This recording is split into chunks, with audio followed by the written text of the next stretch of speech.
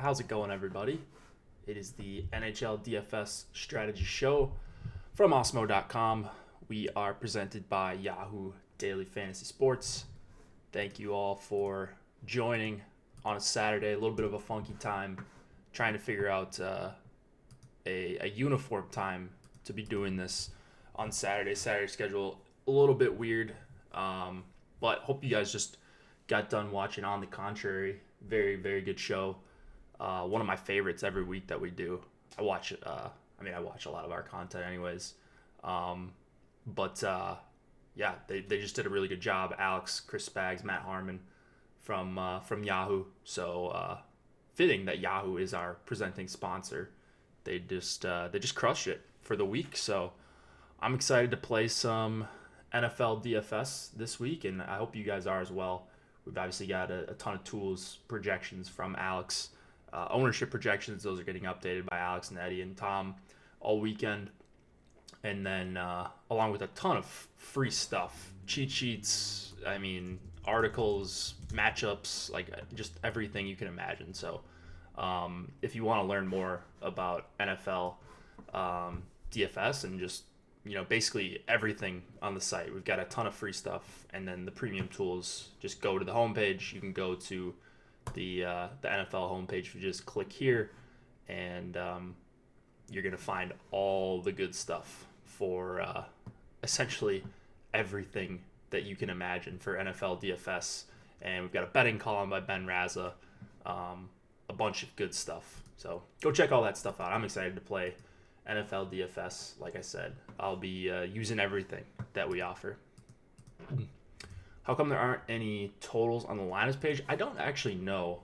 I need to alert someone about that. I don't know. It's probably something on my end because I'm uploading projections and doing all that stuff. So I think that's where they're Alex's team totals from his model. So I think that's probably something I messed up. I did switch a few things around in the Excel sheet, so maybe I omitted something there. So for now, we will just have to let's see. We'll just have to refer to. I'll just find the totals elsewhere. That's all. They're going to be really close. Alex's totals are usually really close to where your average sports book has them, anyways. So, all right.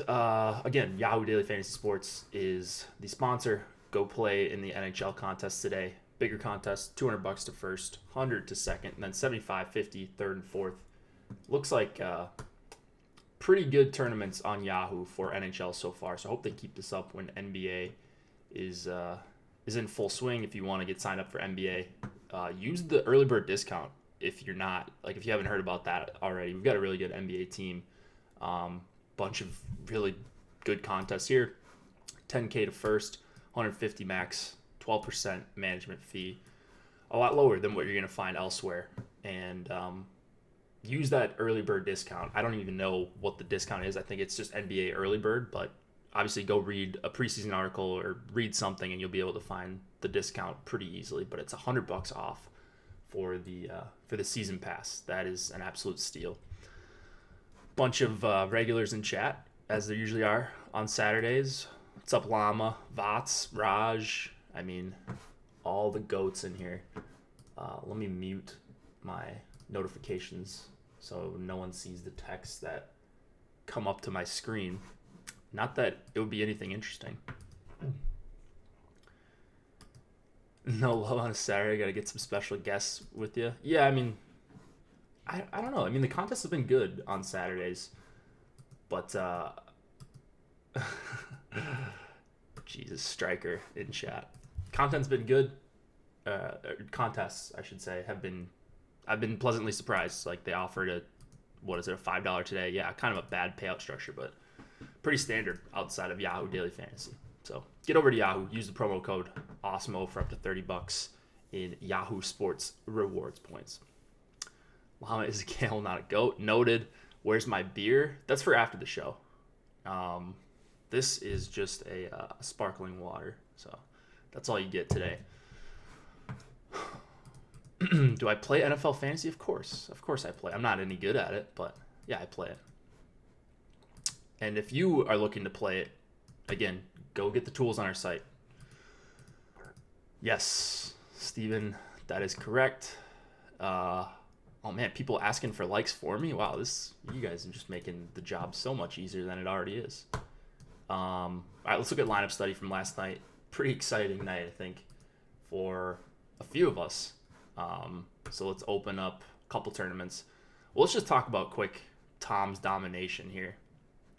All right, let's just keep it on DraftKings. Oops. Let's just keep it on DraftKings for now because FanDuel doesn't make it easy to study tournaments on lineup study. Your mic is low today. Oh, can you guys not hear me? All right, whatever. Only one person has complained, so I'm guessing it's not that bad, but I'll move my mic a little bit closer. All right, so Tom in the, what is this, the 222 last night. Again, always switch around price points. Oops, 15 max. Just smashed everyone, cleared everyone by 17. Max the tournament. Tom's been playing more of these high dollar tournaments, I think, than last year. Maybe getting into some more NHL or maybe the ownership projections. But anyways, he crushed last night. There's no other way around it. 25K here. Like I said, just finished in front of everyone. I believe this was the same lineup he had in first in the other tournament. Yeah, Washington 1, Colorado 2, Kadri moved down. So I'm guessing not a ton of people had this combination of the normal Colorado 2 because there was some thought that maybe McKinnon didn't play or wasn't going to play, and that's a huge edge in NHL DFS, just late news. Mike Green liked the call there. This wasn't the same lineup, actually. Holtby, correlated goalie. Yeah, striker, you got it. But yeah, Washington 1 was, they didn't even go that crazy. Carlson was very good. Oshie, a couple goals. But it's not like he got the empty netter to seal it. Backstrom was meh. Even Colorado 2 wasn't fantastic, but Burakovsky and Donskoy, or I should say, the full stack didn't go off. Kadri didn't get there, but when you get two cheap guys like this, scoring 30 plus, you're going to be sitting pretty exactly how Tom was. $10, same story. He was on top. He beat me out for the number one spot. Not a bad guy to lose against. I wasn't even sweating this, so I saw I was in first for a while. A couple people tagged me, and then I saw Tom ahead of me. I was like, fitting that Tom would be ahead of me. Kadri, Backstrom, Burakovsky. So this one he had Nurse and Letang instead of Carlson and Mike Green. So that was the difference, right? So this lineup scored like 15, 20 more points. And he went uncorrelated D. If he would have gone with Carlson, would have gotten second or third, I think. But uncorrelated D, a nice way to differentiate, especially in large field tournaments, if the full stack goes off. And Carlson did really well, but Letang and Nurse, more importantly, 3.6% ownership, 23 plus points. Really, really awesome job. Oh, thanks, Nolan. Yeah. It was a good night for the Osmo people, I think. At least the Osmo staff. I saw a bunch of other winning screenshots from the subscribers.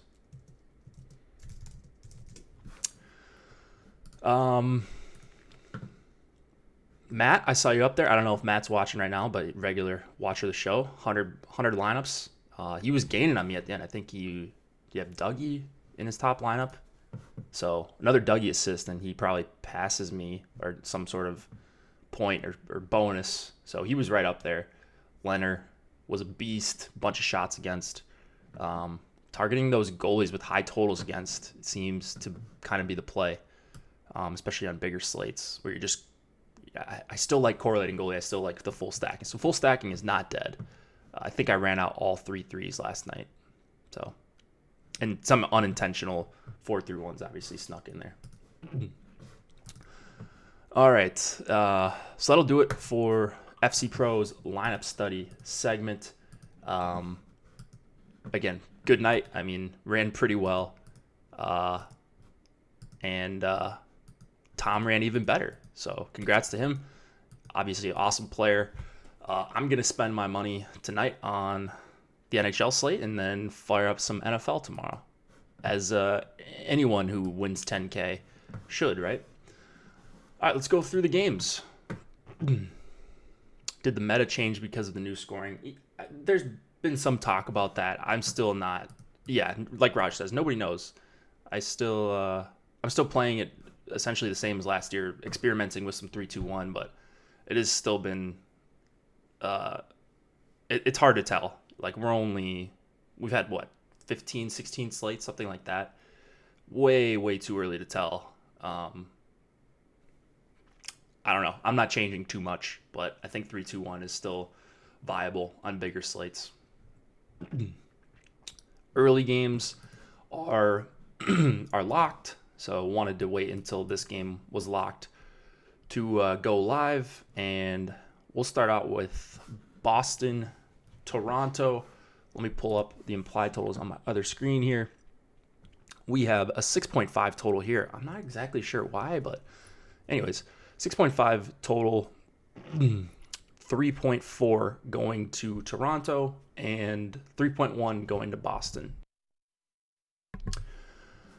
Frederik Andersen, Yaroslav Halak in net. No John Tavares for Toronto. That's the big news. Kerfoot slots up to the second line. Now it's a very clear second fiddle. They're playing to Matthews line 1. We have Nylander slotting into the top power play. That just makes Toronto 1 a pretty beastly stack here for however long Tavares is out. Just the clear play for me. Take some of the shine off of Mitch Marner, 6,500. I guess it makes Toronto too cheap, but Tavares not in there was broken finger, so he'll be back soon and he should be good to go. But for now, it's going to be a lot of Matthews or nothing for me. The high total is getting me on the Matthews line. I just worry what Toronto's actually going to do with matchups here. They haven't been hard matching, and this would not be the time to do it against Boston 1, because who are you hard matching Boston 1 with? If you're Toronto, the answer is no one, I think. So Matthews, Janssen, Nylander, probably going to spend some time against Boston 1, probably going to spend some time against Boston 2. They're going to play a lot of minutes, I would guess. So they seem like a fine play just with the implied total and the price on them. I just want to see where they're at on ownership projections, because if they're like a top 3 owned line tonight, I'm going to try to get different elsewhere and maybe just bump them down a little bit in the projections. So we do have projections out. We don't have ownership just yet. Alex was on the contrary, and now he's doing office hours, which is a really cool feature in Slack. He answers questions for an hour about anything, about a lot of fantasy cruncher questions, some sleepers for the weekend. How does he get contrarian? All that stuff. Just a bunch of really good questions from our subscribers, and you can read back if you are a premium member. So he'll have ownership out in, I would say, the next hour or so. But it's really Boston 1 or Toronto 1 for me, or not really a lot else in this game. Boston 1's going to get ownership because they always do, but they're really expensive tonight. So that's going to be the issue. Let's see where they're at, because I don't want to embarrass myself doing math on stream. Yeah, okay, so they're the most expensive line on the night, 22.4 on DraftKings. That is pretty restrictive. That being said, I did get to more of them. Actually, on my last crunch, I didn't get to as much. But earlier today, I got to a bunch of them. Now I got to very little of them when I don't factor in ownership. So I'm hoping they're below 10%. I think that's pretty fair here, just for the price compared to some of these other lines. You got Tampa cheaper. Well, everyone's cheaper, but Tampa is $1,400 cheaper. Calgary's $1,600 cheaper. Colorado 1 on the other side of the Tampa game, they are $1,800 cheaper. Every dollar is crucial when you're spending over $20K for a line. So hopefully that keeps the ownership down. I would like to get overweight on Boston 1. I think I'm going to be a little underweight on Toronto 1, unless the ownership just completely surprises me. But those are really the only 2 stacks I'm interested in this game anyways. Coyle, DeBrusk, Kuhlman. They're cheap. I get it. They're probably more of an optimizer play. Still not finding myself getting there for whatever reason. It's Boston, or it's essentially nobody when they're on the slate for me and they're in even an okay spot. It's Boston 1, I should say. Defenseman, Krug, McAvoy. McAvoy hasn't gotten his offensive game going. He's given voice to that. Who knows? That's more of a narrative thing. 4,100 probably going to skate some with Boston 1, as he usually does. You could probably do worse than $4,100 for McAvoy, even when you're playing Boston 1. I think Boston 1 plus McAvoy, not too bad. Other things in this game: Morgan Riley, 5,900. Can you bank on another 4-assist game? I don't think so. So I'm probably going to pass for 5,900. I don't think it's not a good 5-on-5 spot. It's not a great 5-on-5 spot for the Leafs, I should say. He just does heavily correlate to Toronto 1. And then Tyson Barrie, 4,600. Usually a guy I get to. I did get to some of Tyson Barrie, actually. More would be a one-off guy. I think just a better player than 4,600. Tough matchup. We'll get some people off of him in the power play 2 tag, but don't mind taking some shots with Tyson Barrie there. Colorado, Tampa. Pavel Francouz. I don't know how to pronounce this guy's name. If someone wants to give me pronunciations in chat, feel free. And I know how to pronounce this guy's name. Andrei Vasilevsky. We have, I believe it's a 3.8 implied total for Tampa, and almost 3.9 now. 2.6 about for Colorado. Point, Stamkos, Kucherov are together. That means you can, of course, play them. They are, let's see where they're at for me. They're easily a top 5 play. I think they're going to be a top 5 owned stack for me. If I can get up to them, and I am able to get up to them tonight, they're the number 1 play, I think. Just 3 really awesome players. Good at 5-on-5. Great on the power play. You get a $5,200 Hedman, which I think is way too cheap. So I get it. You're playing chalk here, I would imagine. Maybe the chalkiest line on the night. It is an excellent spot, though. No Grubauer for Colorado. It is a back-to-back for them. McKinnon is banged up. He's expected to go today, as far as I know. But Colorado on the road is a team I like to target, especially with a team as talented as Tampa. So you could play. You could certainly, if you're going all in on a team and it's Tampa Bay, I think that's a pretty good option. My style is more to spread it around, so Tampa is certainly going to be up there, probably in the 20% range for me. That's full stacks for me, 20% full stacks. Fish on Tampa? I mean, everybody should be on Tampa, I think. Unless you're playing in like a 10-man or something and you think everyone's going to just hammer Tampa and you just for the sake of being different. But in multi-entry, I have no idea how you avoid this line tonight. There's nothing bad I can say about the matchup. Both of these lines are going to be able to carry play, I think, when they're on the ice. And I don't even think they're going to be on the ice against each other at 5-on-5 that much. So what we saw in Tampa's lone home game, they've only had 1 home game so far. I think they've played like 7 games. I think they had Cirelli going up against the opposing top line. It'll probably be a mix, but just be aware of that. You might even get some better 5-on-5 matchups than Colorado 1 for Tampa 1 here. It's seems just like an excellent spot. It is hockey. It's highly variant. So no one's a lock. Just remember that. But I think they're the best play. So for what that's worth. Other things in this game, if you want to go back to Kadri, Burakovsky, Donskoy, I have no issue with that. I think that's going to be a really good line. Colorado is very scary with a second line that can score. The last couple of years, they've basically just had the big three, and that's it. You put Kadri, Burakovsky, and Donskoy together, three guys that were not on the team last year. Now all of a sudden, you've got a very scary top six, as you saw last night. I think they're just good, and they are just dirt cheap. So that would be the line I like. Colorado 1 would be, so you're kind of baited into playing them because of the price here.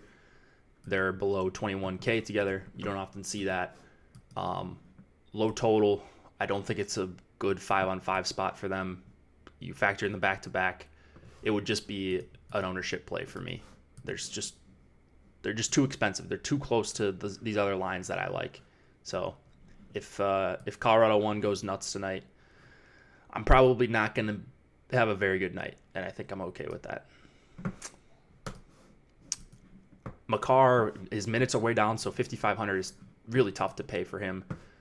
Sam Girard at 3,700 would be my preference as a one-off if you're looking to get kind of punty with it, or if you're playing Colorado 1 and just trying to get a defenseman that might play some 5-on-5 minutes with them. And then Hedman at 5,200, too cheap. He's been quiet this year, I think. I haven't played him a lot. He's always kind of in this awkward price range where he's like priced up closer to Burns and all these other guys. Actually, he hasn't been quiet.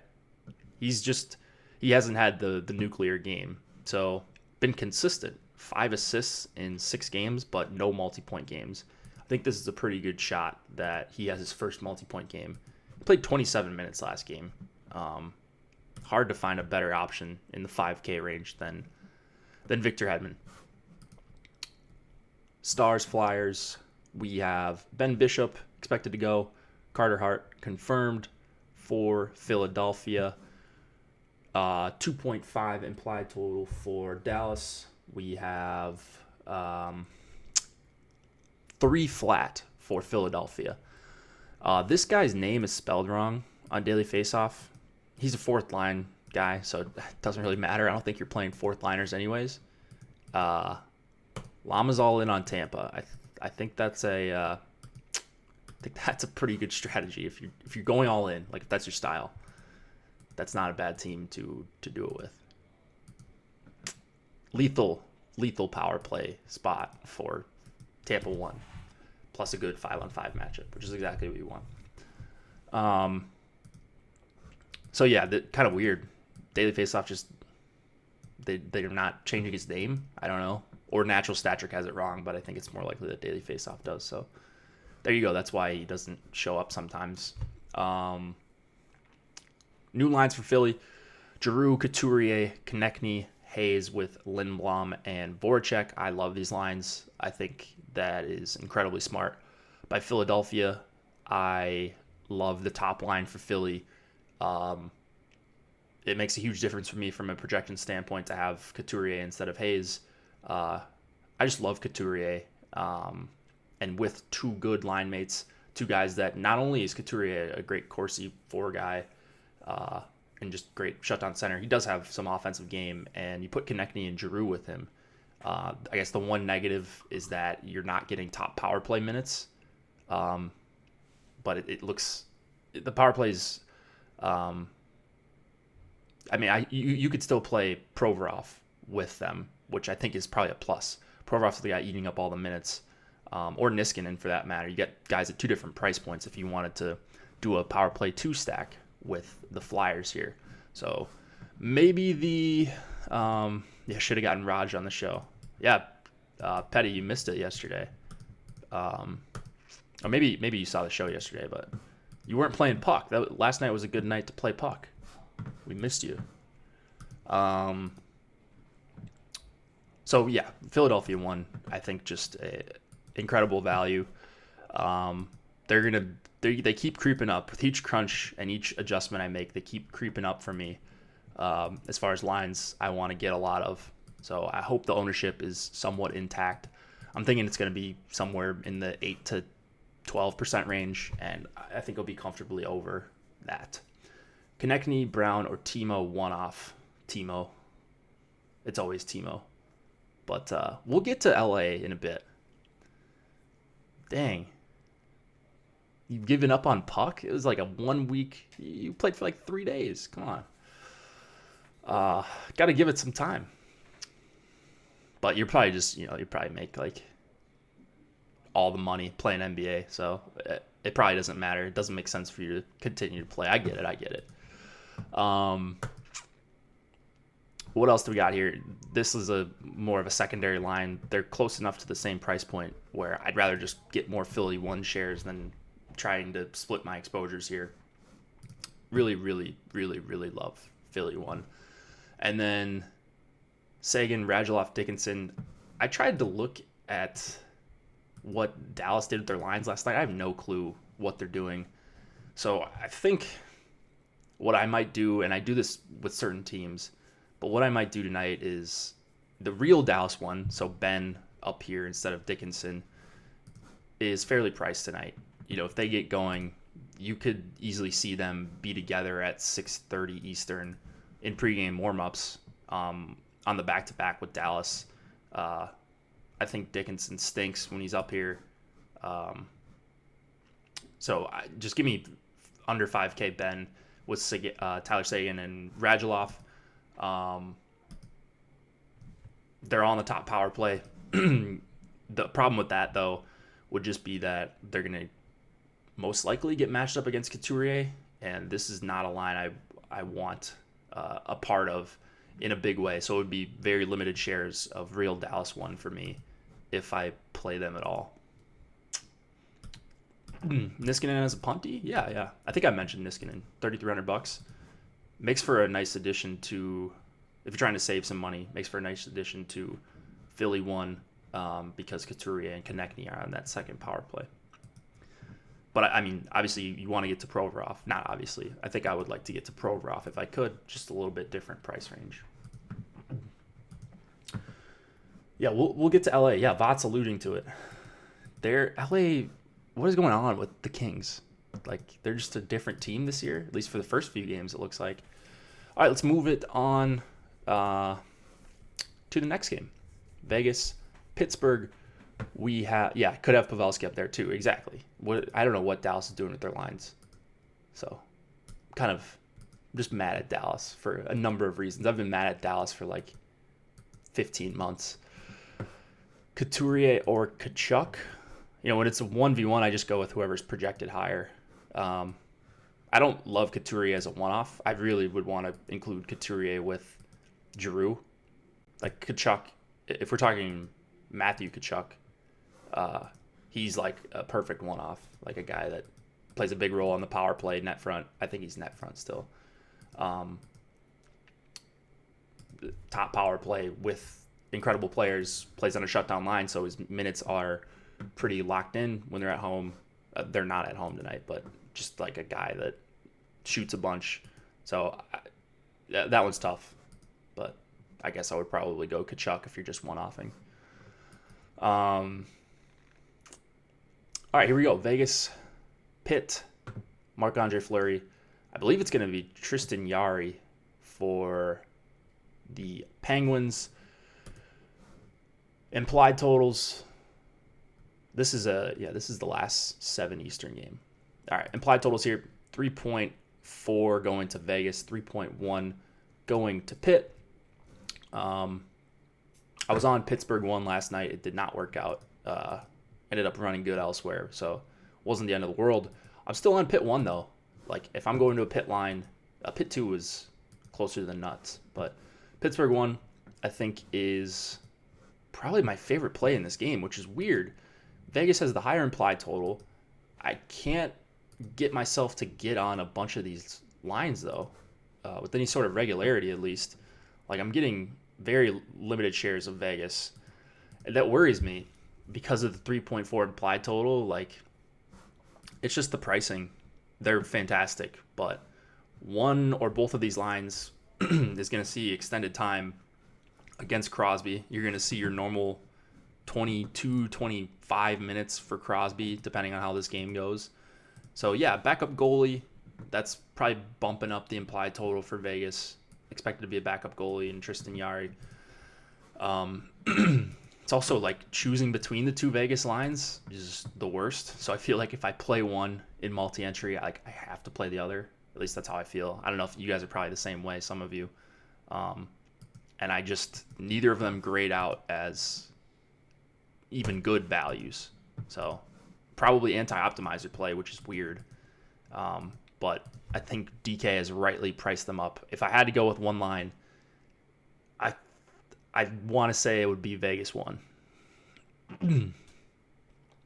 Yeah, Matt, I was just telling everyone. I think, you were up there. I was sweating you trying to catch me. I think it was Dougie. I was sweating against Dougie. That's never fun. Nice job last night, man. What else do we got here? Don't love the spot for Pitt 2. If I'm going to attack Vegas, it would need to be on the road, of course, but they had some success last night. I want to take elite lines against Vegas, and I think the Crosby, Gensel, Simone line, they have great numbers. So putting some trust in the numbers there. And the few shots I do take with Pittsburgh tonight will very likely be with Pitt 1. What else do we got here? Let me see. Where is Crosby in my... Yeah, okay. Crosby's only playing 21 minutes a game. Is that right? How many did he play last night? He only played 21. Maybe they'll ramp it up tonight. Played 24 the game before. So maybe a little bit aggressive saying 25 minutes, but he's going to play a lot. Was the non-correlated D with Cap's stack intentional to get different, or it just worked out that way? It wasn't intentional. I think I was probably just running 3 threes for that. So that's what happened. I try not to force defensemen with the majority of my lineups, at least. Like if you wanted to calculate more or whatever and run 4-3-1s, I think that's fine. But yeah, Carlson's price was too restrictive. That was the issue too. So the Letang pivot, he scored more and plus opened up, I think, $800 worth of salary. So got lucky with it, that's for sure. All right, let's move it on. Letang, 6,400 if you're going with Pitt 1 and trying to do a 4-3-1, great. Don't have a ton of interest in playing a lot of Letang tonight outside of just pairing him with... well, I shouldn't say that, actually. Letang has been a beast this year. Just a minutes hog. Last few games, 25, 26, 25, 23 and a half, 28, 24, 24, 27, 25. That's the minutes he's played. He's putting shots on goal. I mean, he's healthy for the time being.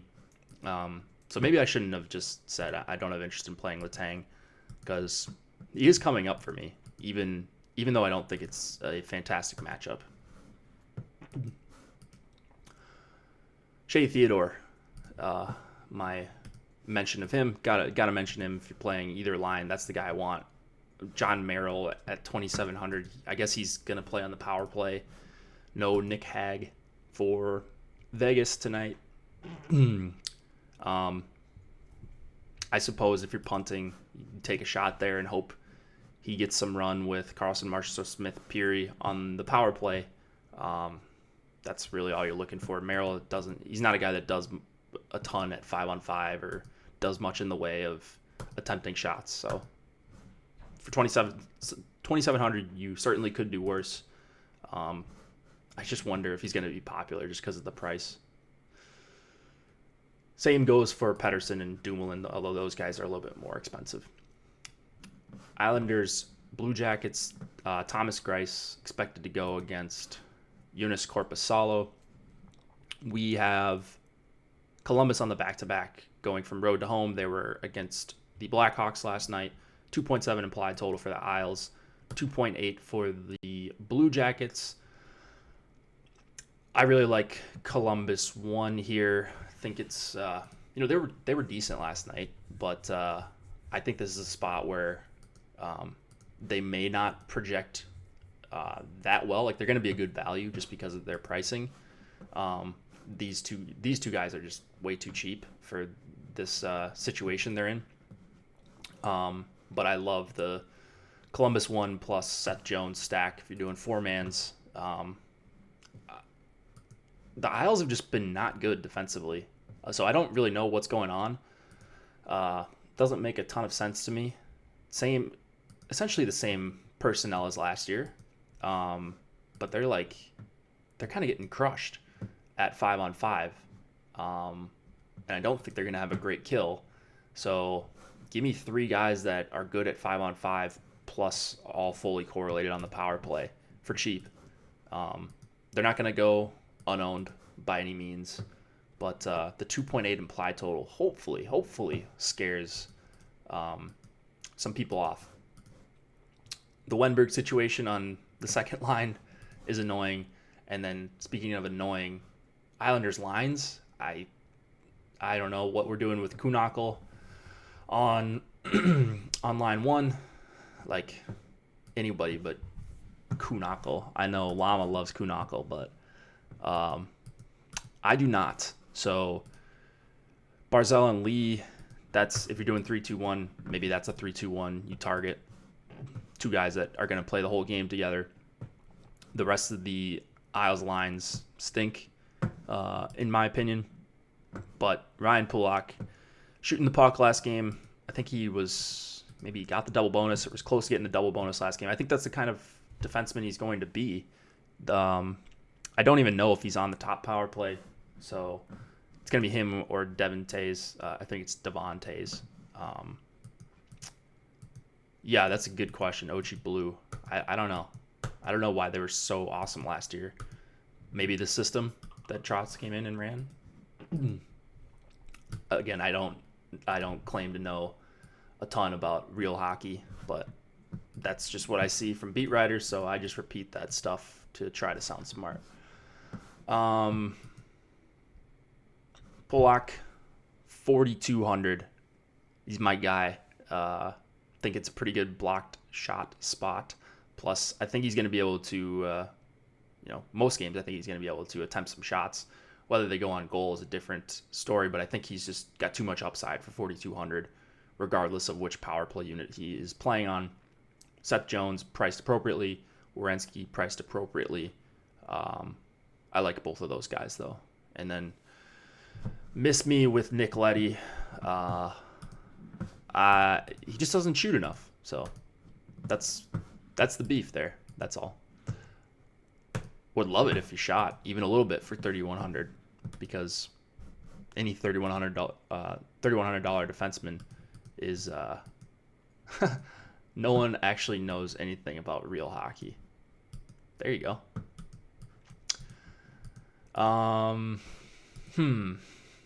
That's about it for this game, I think. Islanders are a mess for their forwards. So give me some new lines, and then we can start talking about going heavy on Islanders, at least for me.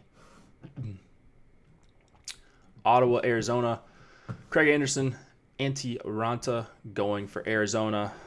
This should be kind of a fun one, I think. We going to get buried by Arizona chalk? I think there's a decent chance that, well, first of all, they're going to be chalky. And so this is also why I like Columbus 1. I think when ownership comes out, ownership is out. Nice. Came out 10 minutes ago. Let me refresh this and see where we're at, because I think Columbus 1 is going to be lower owned than Arizona 1, and I like that pivot, if it indeed ends up being a pivot. Ooh, very spread around. Very spread around. Okay, so they're essentially the same. Burns up there. Yeah, I forgot about the Sharks too. They're going to be popular. So no one jumping off the page. We probably will get another update closer to lock. But yeah, I guess now that I think of this, it looks pretty spread around. So I don't think you're going to have to worry about ownership too much. If you're a multi-entry player, Boston pretty low. Boston 1, that is. Arizona 1, I would say they are a top 3 own line. So it makes sense for the pricing. Recency bias has people on them, but it just is a good spot. They're priced up for the spot, though. Kessel up to 6,100. Priced up a little bit, I should say. 61. what are they, 15K? I mean, you can definitely afford that tonight, and that's why they're getting double-digit ownership. I don't even know if they're going to see a line more than another, but I also like the White Kachuk combo. Nemesnikov is meh on that line for me, but that's a line I'm okay going to on the other side that I think will go just pretty much overlooked. Let's see where Brady's at. Yeah, Brady's at 2% right now. So he's shooting a lot. He's generating some good chances, and I just don't think anybody's going to be on Ottawa 1. So I will be.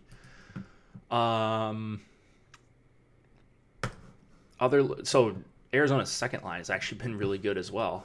I don't know what I want to do with them.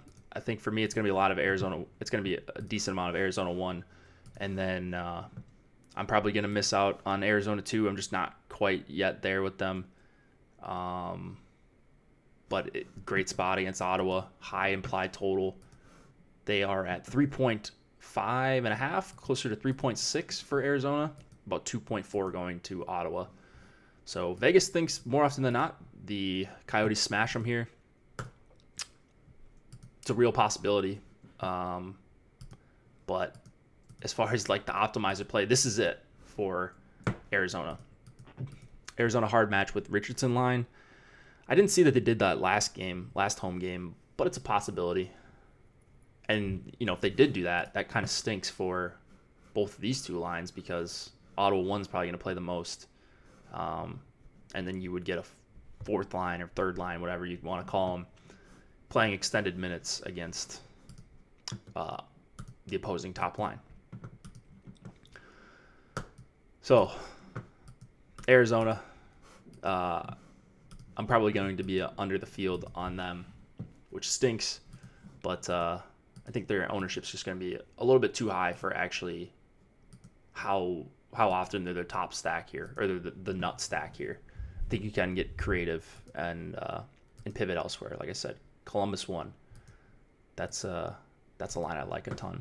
Shabbat up to 5,700. Now we're getting to a spot where it's not a great power play spot or anything like that. I have 8% Shabbat right now, so that kind of tells you how I feel about him. Not wild about him here, even if you're playing Ottawa 1. Arizona had one of the best penalty kills all of last season. Chychrun up to 4,700. Wow, showing him a lot of respect. I didn't even get to Chychrun. Wow, 2% Chychrun, and I got to 3% of Ekman Larson. So the price bumps, the Ottawa bumps that you get on the DraftKings pricing are getting these guys a little bit closer to out of play for me, even though I recognize they're good raw point plays, I suppose. Hutton hot streak talk. Oh, does he have a hot streak going on? Yeah, Allmark's starting. I saw that one. And I think I updated projections for that one too. Let's see what else we got here. I think that's about it. Let's go to Florida, Nashville. Samuel Montembeault against Pecorine. $8,400 Pecorine. Man, DK always has him at like the craziest prices whenever they're at home. With the new scoring, 35 save bonus, just seems like a spot where you shouldn't play a lot of Pekka. And that's before I'm even looking at what I got of him. I got 0 of him. So we'll see. If I correlate goalie, obviously I'll get to some Pekka because I think there's some merit in playing Nashville 1 tonight. It's a back-to-back for Florida. Do we know if Forsberg's playing tonight? That was the one thing. This is a question I'm asking all of you. Because I saw he wasn't on the ice. But let me see if is he confirmed out?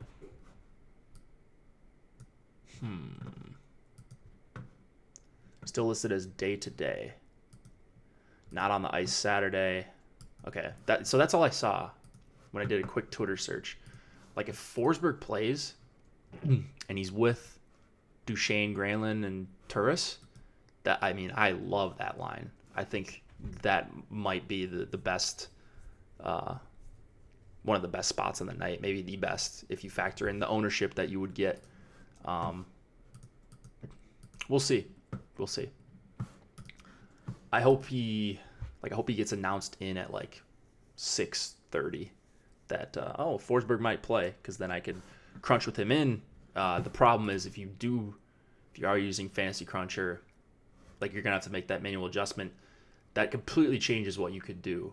Obviously, when you have Forsberg in here, I don't even know what his price is at. I'm assuming it's probably in the sixes, closer to where Duchesne's at, or maybe even higher.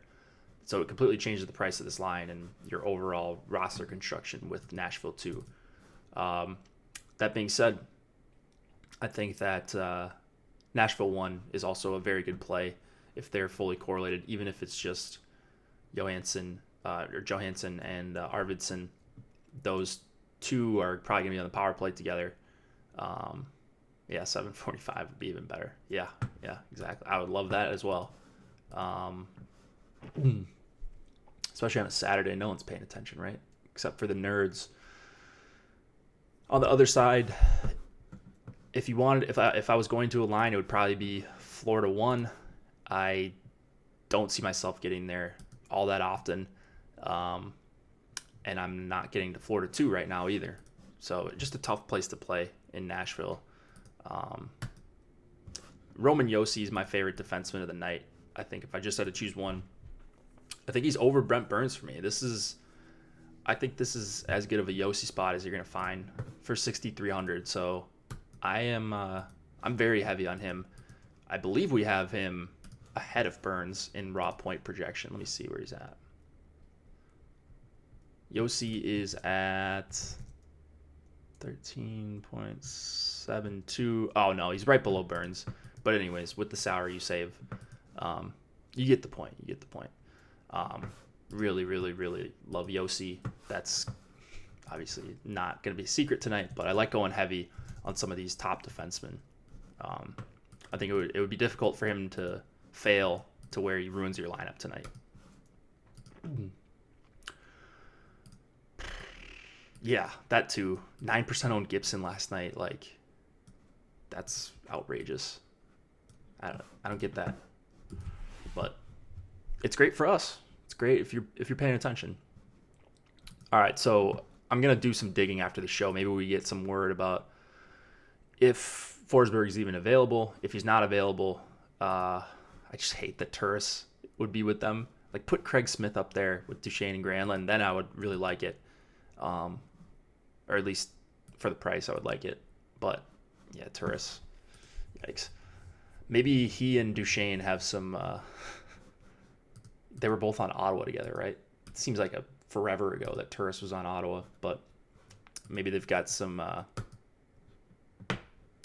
Like, maybe they're good together or something. Doubtful. Just making stuff up. Okay. Other side, not looking at defensemen. And then if you wanted to play Ellis as kind of a sneakier 5K guy, he does have some upside when Yossi's popular. And he's not overly popular tonight, but Ellis also usually is in play. The issue is just he doesn't play in the top power play, but that's also reflected in ownership. Yeah, Forsberg is not in the lineup on Daily Faceoff, but honestly, Daily Faceoff doesn't.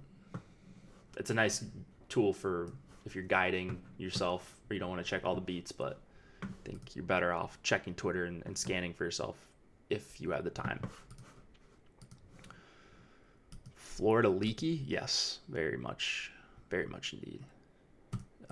Very leaky. Calgary and the Kings, David Rittich going up against Jonathan Quick. He was the first goalie off the ice today at morning skate, so you would expect him to go. He is 7,200. Rittich is 8,100. We've got 3.2 goals going to the Flames and 2.8 going to the Kings. So the Kings, I guess, are fun now. I don't know what's going on, but they're playing at they're playing high event hockey right now. So, like, for me last year, like the last year and a half or so, whenever they were on the slate, I just kind of, all right, let's move on to the next game. They rarely broke the slate. Like, they just play a grinded out style. Kopitar didn't seem right. This year, for whatever reason, I can't remember. I think there was a coaching change, but I just go by what the numbers kind of say, and they're playing high event. And that is good for DFS. So I think Kings 1 is viable here, which I hate myself for even considering Kings 1 against, a good top 6 in Calgary. I think they're going to match up against Gaudreau, Monahan, and Lindholm, and that's a good matchup for them. They smashed. I'm trying to think who it was. I was looking through all these game logs in preparation for the show. They smashed in their last home game. Oh, the Eichel line. Like, they crushed them at 5-on-5, and they had 80 shot attempts as a team at 5-on-5. Like, just eye-popping numbers. So one game, don't want to overreact, but I think I do like Kings 1, so maybe I am overreacting a little bit. And I'm not super wild about Calgary here, even though I think a good power play spot for Calgary 1. I'm not really getting to Calgary 1. So this is going to be, it seems like a pretty straightforward slate for me. Is Calgary getting any ownership? Because if they're not, then that would probably push them up a little bit for me. But wow, they're just going completely overlooked. All these guys at like very sub 5%. Maybe people are on the LA train. I don't know. Am I overreacting? Oh man, am I seriously gonna play? Oh god. Let's see. Okay, Kopitar line not getting a ton of ownership either, but I was gonna say, if LA1 was like a trendy line tonight, am I gonna play a chalkier LA1 over, because of 6 games or whatever, over Calgary 1? But it's the pricing that's restricting people from playing Calgary 1, and that's understandable. They're right up there with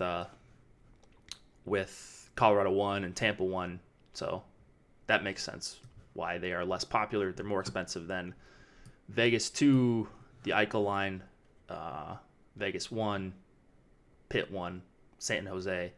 So we'll get to San Jose in a second, but just based on value alone, they look like just fantastic plays. I don't think there's not a ton to talk about from a raw point perspective on the Sharks. More of a game theory talk there, I guess. But back to the Kings, hitching my wagon a little bit to Kings 1, which feels terrible, but they have played really, really, really, really well, the Kopitar line. So maybe Kopitar's rejuvenated.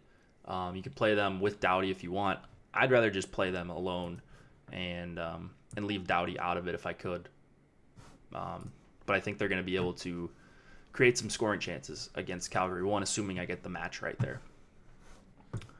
And then, LA2 was not a line that I was getting to. If you wanted to pair them with Tampa 1 or something like that, that would be the way I would get exposure to them, but it would be very, very limited shares of LA2 for me. Quick is terrible. Fair enough. Yeah, why aren't they starting Campbell? Did they have a game tomorrow or something? I thought Campbell was their new guy. That's what some of the beats were speculating. Maybe the Kings have a game tomorrow. And they have to give scrub Jonathan Quick a start. No, they don't. Oh, they play. Wait, did they play last night? No, they didn't play last night. Weird. If Quick plays, I like the Flames more for sure. Yeah. I think a lot of people are out on Quick, understandably. All right. Geo 6,700 if you're going ultra contrarian. Calgary 1, and you just want to just spend all your money, play Geo, right? So he's still, I guess he's in play as a one-off, but he's getting squeezed out because of Letang, because of Burns, and because of Yossi. It's hard for me to get. And Hedman, I didn't even mention, just way cheaper. Seth Jones, like there's just a lot of guys that project better. So even when you factor in the ownership on Geo plus Calgary 1, tough for me to get there. All right, Buffalo and San Jose, last game of the night, and then we'll get out of here. Linus Ullmark and Martin Jones. We have a 2.8 implied total for the Sabres, about 3.6, 3.7 for the Sharks. So here we go. Is Buffalo for real? We shall see. I tend to think they are not for real. But this is going to be a good test for them, I guess. They haven't been good at 5-on-5. They've been pretty low event, though. And so have the Sharks.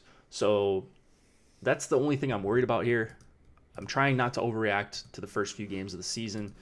But, the Sharks just broke the slate last time out. Maybe there's a little bit of recency bias.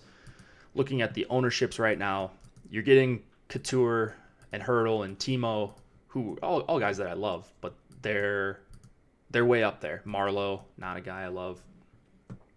So all the Sharks are up there in our ownership projections. It's not shocking.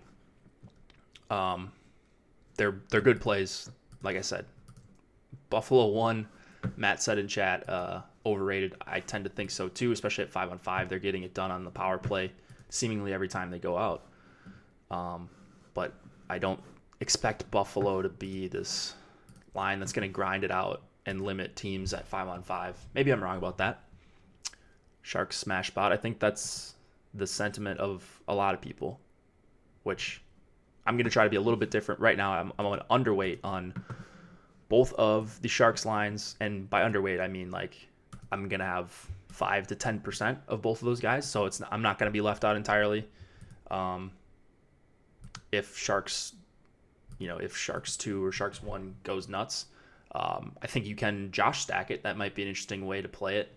If you do something like this, and now all of a sudden you've got a little bit of room left over, you take out Marlowe. Like if you could get Burns or Carlson in there and still somehow fill out a lineup, might be an interesting way to play the Sharks in a couple lineups and be a little bit different. If you think it's the nut spot, the Josh stack has done it before. Speaking of breaking the slate, Buffalo 3. No Buffalo 3 for me at least. Maybe they're going to be a good line. They had a good game last time out. That's all I can say good about them for now. Burns right up there with Yossi for me. It's just the price difference makes it me lean towards Yossi. A little bit restrictive at 7K, but he would be a guy I would definitely be trying to get to if I was only making one lineup. He's going to be in 20+% of my lineups. But it looks like he's also going to be in the fields, in 20% of the fields lineups too. So I don't think I'm getting a major edge on playing a lot of Burns tonight. Carlson at 5,800, pretty good second fiddle. The minutes are a little bit down from what I expected, but it's not like he's not playing. He's playing 23, 24 minutes, whereas Burns, you might see like 26, 27, 29 minutes some games. I mean, he's just been a beast, even though some of the results haven't been spectacular. I played Donskoy the other night thinking he was part of a Sharks stack. No. Colorado. It's that second line, that powerhouse second line for Colorado. All right. Not much to talk about on the Buffalo side. I just think they're so overrated as a 5-on-5 line. I have 2% Eichel stacks. I'm good with that, actually. Their ownership is at... Man, they're getting owned. They're getting owned. Somewhat. I mean, it's Nhl Dfs, but they're getting some ownership. I don't really love that. Give me some other lines that are better in overall better spots. I mean, it's Marty Jones, so he can make not a great spot look like a great spot, right? But if they're going to be at 6-7% owned while Calgary 1 is 2% owned or whatever, or who are some of these other lines, like you could pay down for Columbus, you could go to Pitt 1. I love that way more. Yeah. So if they're going to stick at 6-7% ownership, I'm probably out on Buffalo 1. And that's really going to do it. If you guys get any more questions, feel free to drop it in while I pimp out some of our content. If you want to go to get more NHL stuff from myself and Chris Wassel and Nolan and Slim Cliffy, here's the cheat sheet from today. I will be posting that in chat by time you hear me say this. Check that out. That's free. We've got projections, ownership projections now for DraftKings. Very cool. They've been pretty accurate so far. So I think everyone's very content with how they've been so far. I certainly have. And they're only going to get better, right?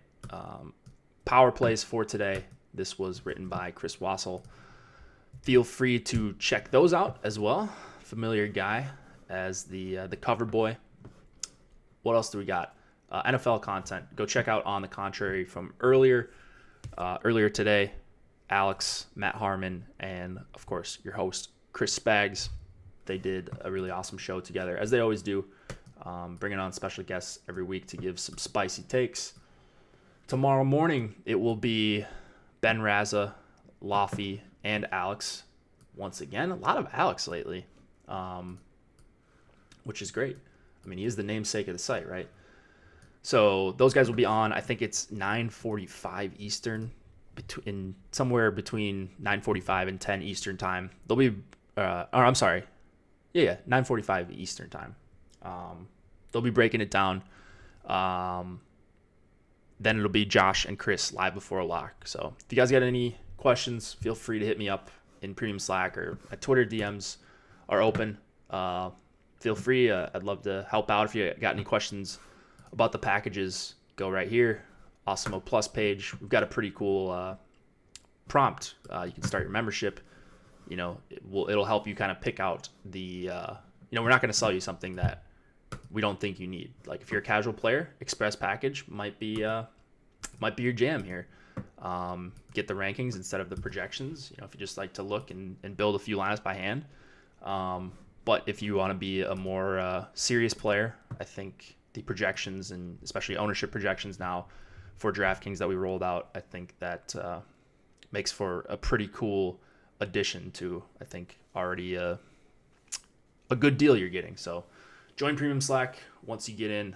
That is also huge for Nhl Dfs. We've got a good group of guys that help each other out and, post line combos. And we at the channel, if there's late goalie changes, so you probably got the news about Ryan Miller being in instead of Gibson last night, and hopefully you weren't one of the 9% of the field that got stuck with Gibson, so a guy that wasn't playing.